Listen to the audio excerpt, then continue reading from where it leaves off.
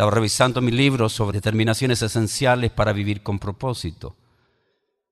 Escribo 10 determinaciones que debe tomar el individuo para aprender a vivir con propósito.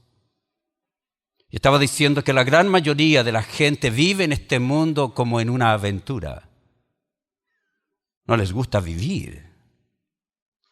Vivir en la aventura es ir caminando hacia lo desconocido sin prepararse para encontrarlo.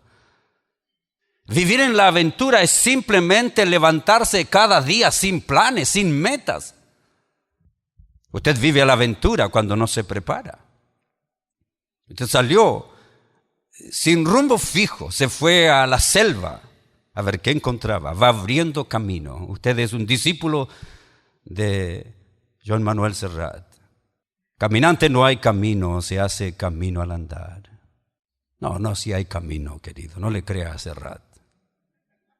Serrat tiene una filosofía humanista de la vida. Canta bien, tiene lindos poemas, pero en esa parte está equivocado. Sí hay camino. Hay que saber cuál es el camino. Hay que examinarlo bien. Por eso enseño en ese libro que hay que tener estrategias para la vida. Entonces, al principio de mi libro, hablo de lo que he escuchado a tantos jóvenes decir. Algunos de ellos me dicen, no quiero que me cuenten historias de otros. El papá le empieza a contar historias. Es que, hijo, mira, cuando yo tenía tu edad, yo hacía esto. Yo era súper maduro. Claro, todos éramos maduros antes. Ahora, pensando ahora. Entonces hay hijos que dicen, no me cuenten más historias. O los muchachos que me dicen, pastor, estoy cansado de discursos, de exhortaciones. Tienes que hacer esto, tienes que hacer. Puro discurso. Entonces al principio pongo todas las excusas que he escuchado de los jóvenes. Y les digo, tienes razón. No más discurso. No más historias de la gente. No más presiones. No más exhortaciones. No más quiero vivir mi vida. Ok, estamos de acuerdo. Finalmente encontraste un hombre que estuvo de acuerdo contigo. No están de acuerdo tus padres, pero estoy de acuerdo yo. No más discursos, no más historias. Entonces, ¿qué vas a hacer de tu vida? Si no quieres discursos, si no quieres historias, si no quieres exhortaciones, ok, pongámonos de acuerdo. ¿Qué vas a hacer de tu vida? ¿Hacia dónde te vas a dirigir?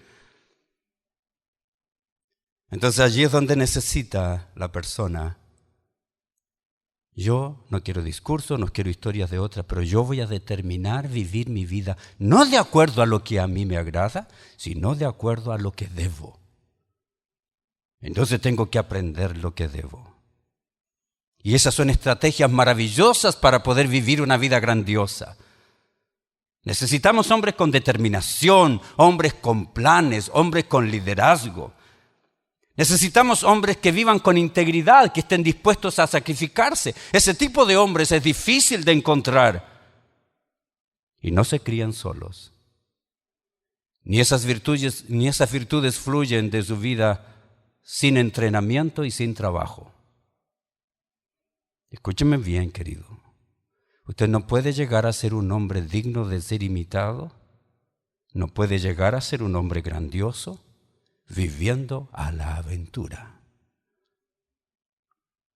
Para llegar lejos, para ser un hombre de bien, para tener éxito, para poder hacer las cosas bien, para que el mundo admire lo que usted hace, tiene que entrenarse. Obligadamente. No se puede llegar a ser un padre excelente viviendo en la mediocridad. Y no se puede hacer cosas excelentes preparándose mal. No hay cómo, no hay lógica en aquello. Así que hoy necesitamos hombres que vivan con honor, hombres que no mientan, hombres que no mientan a sus hijos, hombres que no mientan para cubrir sus espaldas. Es terrible tener que lidiar con parejas que mienten el uno al otro. Usted no sabe cuánto trabajo me llevó a trabajar con una pareja que asistía antes a nuestra congregación, donde los dos tenían una sociedad de mentira. El uno mentía por cubrir sus espaldas y el otro mentía por hacer daño. ¿Usted cree que puede haber una relación saludable en esas condiciones? Hoy necesitamos padres honestos que dicen la verdad, tan honestos que cuando se equivocan son capaces de admitirlo ante sus hijos. Usted no es menos padre cuando admite su error. No es que su hijo lo va a ver, finalmente descubrí. No, el día que usted admita su error, su padre lo va a ver como un hombre grandioso. Va a ver que los hombres grandes se equivocan. Un padre arrepentido por el error cometido, por haber disciplinado inapropiadamente, por haber castigado cuando no debía, por haber maltratado cuando llegó cansado en vez de haber hablado. Un padre que pide disculpas por aquello es un padre grandioso ante su hijo. Así que necesitamos hombres honestos que puedan permanecer firmes en las tentaciones. Estamos hablando, querido, estamos hablando de que tenemos que modelar a nuestros hijos como padres. Padres que permanecen firmes en las tentaciones. Antenoche en Ciudad de México estaba viendo un programa de televisión. Estaban hablando de cómo enseñan los padres a sus hijos acerca del sexo. ¿Usted puede creer que todavía hay padres que llevan a sus hijos a los 12, 13, 14 años a un prostíbulo para que se haga hombre? Me pareció impresionante, pero eso es lo que ocurre. Esa es la realidad. Para que aprenda sobre la vida sexual, los llevan a un prostíbulo. La cantidad de hombres que hacen eso. Estaba escuchando la experiencia de un muchachito que estaba diciendo, ustedes no saben la experiencia traumática para mí que fue, que me encierren en un cuarto con una mujer. Ese tipo de hombres es el que hay en el mundo. Ese tipo de hombres que haces las cosas por instinto. Es casi como un animal. ¿Dónde está la razón? ¿Dónde está la prudencia? ¿Dónde está el discernimiento? ¿Dónde está la moralidad? Por eso hablamos del extraordinario valor de los valores. Porque los valores son la salvaguarda del individuo. Usted puede tener excelentes pasiones, pero sin convicciones. Va a vivir en un mundo de terribles destrucciones. Los valores son lo que hacen grande. Usted no sabe todo lo que escuché y vi en ese programa de televisión. Es extraordinaria todavía la mentalidad que aparece en el mundo. Necesitamos hombres íntegros que modelen que son fuertes frente a las tentaciones. Tantas tentaciones que existen. El modelo actual es un modelo afeminado de hombre egoísta, de hombre narcisista. Hoy el hombre es más narcisista que nunca. Busca lo que tiene que ver con el culto a su vida, el culto a su personalidad.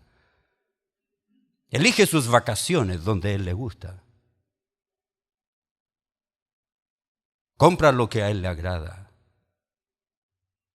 Comienza todo un mundo que gira en torno a lo que él piensa porque él es la autoridad. Es casi como decir aquí se hace lo que se manda y se come lo que se da. Se dice, se hace todo lo que yo quiero.